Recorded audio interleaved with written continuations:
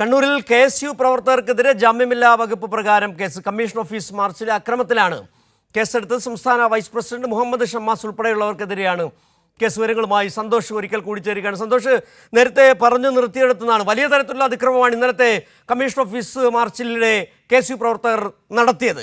എത്ര പേർക്കെതിരെയാണ് ഇപ്പോൾ കേസെടുത്തിരിക്കുന്നത്? ഈ യൂത്ത് കോൺഗ്രസിൻ്റെ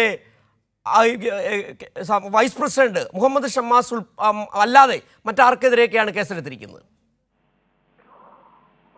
സിജു, ഇന്നലെ ഈ കമ്മീഷണർ ഓഫീസ് മാർച്ചിന്റെ ഈ ഒരു മറവിൽ വ്യാപകമായിട്ടുള്ള അക്രമ സംഭവങ്ങളാണ് KSU കണ്ണൂർ നഗരത്തിൽ നടത്തിയത്. പോലീസ് വാഹനങ്ങൾക്ക് കല്ലേറിൽ നാശനഷ്ടം സംഭവിച്ചിരുന്നു. അതോടൊപ്പം തന്നെ സ്വകാര്യ വാഹനങ്ങൾ ഉൾപ്പെടെ തടഞ്ഞ് ഏറെ നേരം ഗതാഗത തടസ്സം ഉണ്ടാക്കുകയും ചെയ്തിരുന്നു. ഈ KSU അതിക്രമത്തിൽ കണ്ണൂർ ടൗൺ SI ആയിട്ടുള്ള ഷമീലിന് കൈവിരലിന് പരിക്കേൽക്കുകയും ചെയ്തിരുന്നു. ഈ അക്രമ സംഭവവുമായി ബന്ധപ്പെട്ടാണ് ഇപ്പോൾ 100-ലധികം പേർക്കെതിരെ കേസെടുത്തിരിക്കുന്നത്. അതിൽ 16 പേർ ഈ കണ്ണൂരിലെ നേതാക്കന്മാർ, പ്രാദേശിക നേതാക്കന്മാരാണ്. അതോടൊപ്പം തന്നെ സംസ്ഥാന വൈസ് ഉൾപ്പെടുന്നുണ്ട്. മാത്രമല്ല, ഇന്നലെ സ്വകാര്യ വാഹനങ്ങൾ ഉൾപ്പെടെ തടയുകയും കുടുംബത്തെ ഉൾപ്പെടെ ഭീഷണിപ്പെടുത്തുകയും ചെയ്യുന്ന സാഹചര്യം ഉണ്ടായിരുന്നു.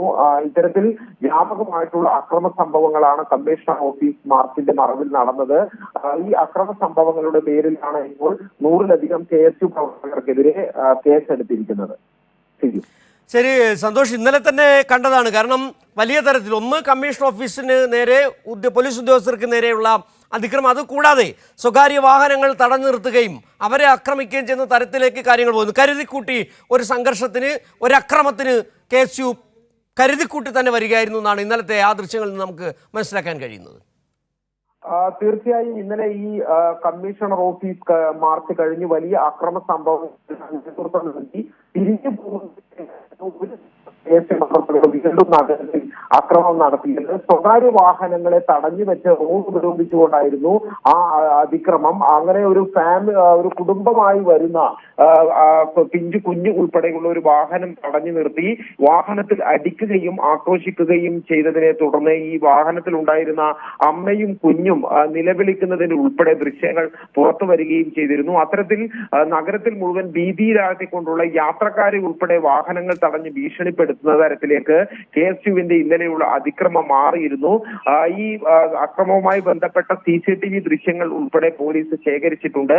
അതിന്റെ അടിസ്ഥാനത്തിലാണ് അവർക്കെതിരെ FIR രജിസ്റ്റർ ചെയ്യുകയും അതോടൊപ്പം തന്നെ കണ്ടാൽ തിരിച്ചറിയാവുന്ന 100ഓളം പേർക്കെതിരെ കേസെടുക്കുകയും ചെയ്തിരിക്കുന്നത്. ശരി, സന്തോഷാണ് കണ്ണൂരിൽ നിന്നുള്ള വിവരങ്ങൾ നൽകിയത്.